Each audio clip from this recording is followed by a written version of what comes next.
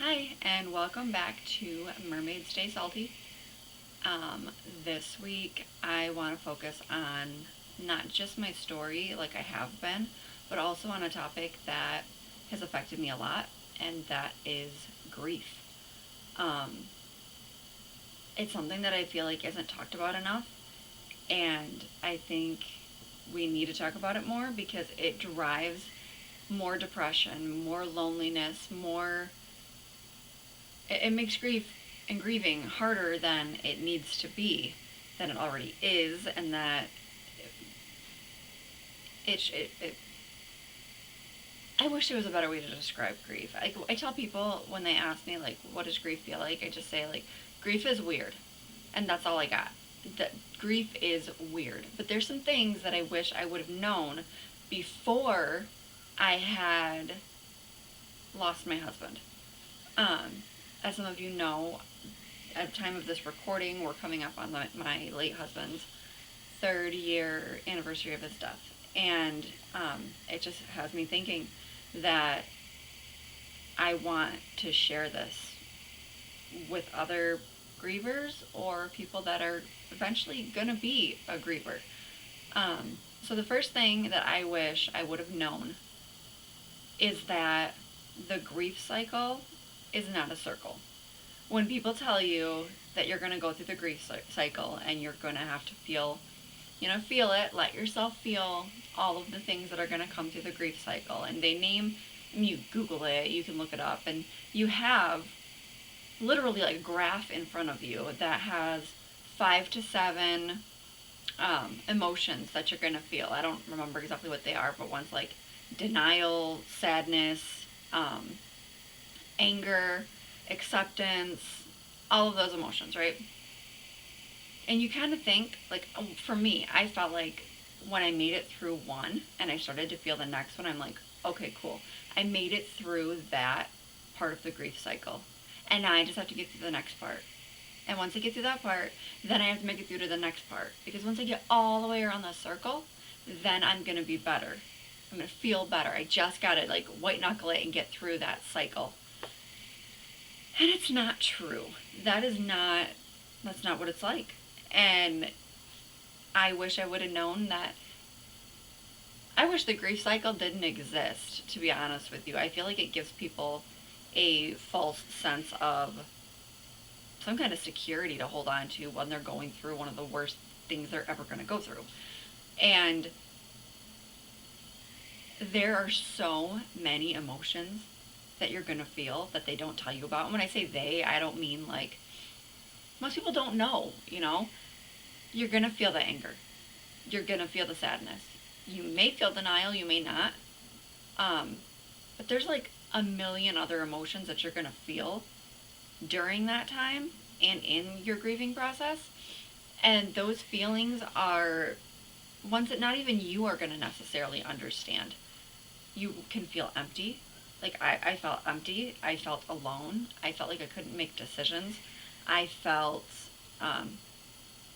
happy that he wasn't struggling anymore, and then guilty for being happy, and then also guilty for wanting to come back and being angry that he was gone and missing out on our kids growing up and angry that my kids didn't have their dad and just all these emotions that came up. But I was also angry at like older couples walking hand in hand in the stores. It just made me mad to see that, like this happy couple that got to live their life together, and that isn't something that would ever be my reality. Um, when I see dads with their daughters at things, or dads playing sports with their sons, I get upset, I get angry, and it doesn't matter that it's been 3 years. I haven't done a cycle. I haven't done the cycle, and you will ping back and forth between all these emotions, sometimes hour to hour, sometimes minute to minute, and sometimes they last a little bit longer, and you can go a week or two, and then you're right back to where you were again. And I'm not saying this to scare you if you're grieving. I'm saying it because I want you to know that it's normal. It's okay to have all these different emotions, and it is overwhelming. It is overwhelming, and it makes you feel like you're absolutely crazy. I was like, why do I feel like this? People were telling me I was grieving wrong. I was grieving too long.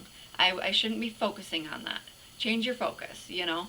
But it didn't matter what they said because nobody could feel my pain or what I was going through. And I have to go through it.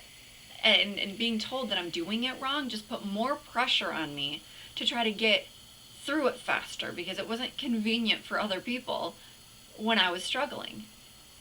And that's not my job. That's not my responsibility. That's not your responsibility to pacify other people while you're grieving. So if you're going through something and you have to grieve it, you have to do what feels right to you, even if it feels awful. If you need to talk about it, talk about it. If you need to quiet, be quiet. If you need to go to sleep for a while, take a nap.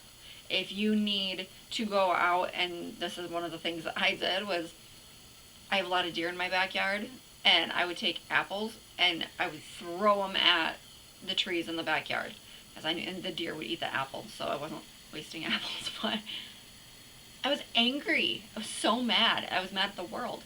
And then you get angry again. And I feel like that's, for me personally, the one that I felt the most was my anger. When everybody else's life goes on and you're still stuck. You're still doing this. You're still grieving. And you didn't ask for it. So that's the first thing that I wish I would have known, is that the grief cycle is not a circle, and it's not just something that you have to go through one step at a time until you complete the 5 to 7 emotions that are listed in that cycle. That is not true. That is not how it happens. That is not how it works. And anybody that has been through grief will tell you that that's not how it works. Sometimes you're going to go backwards, and sometimes you're going to go really, really far and think that you're done, and then you go back. And sometimes it gets better. Sometimes it doesn't hurt as worse. For me, being 3 years in, the hits don't hurt as hard now. So that there is hope. There is still a lot of hurt. There is still a lot of struggle. There are a lot of confusion. I still have a lot of questions. Sometimes I drive myself crazy, still trying to find answers to those questions that I have that will never be answered. And I have to be having to accept that there's never going to be some answers for some of those questions. But that is the first thing that I wish I would have known, and I hope that that helps you in your process. So I'm going to continue doing more videos on grief for a little while, because there's so much information that I wish was out there. And there probably is somewhere, but I didn't have access to it. And I hope that you will continue to watch and not feel not feel so alone in what you're going through, because it's hard enough. So I hope that helped.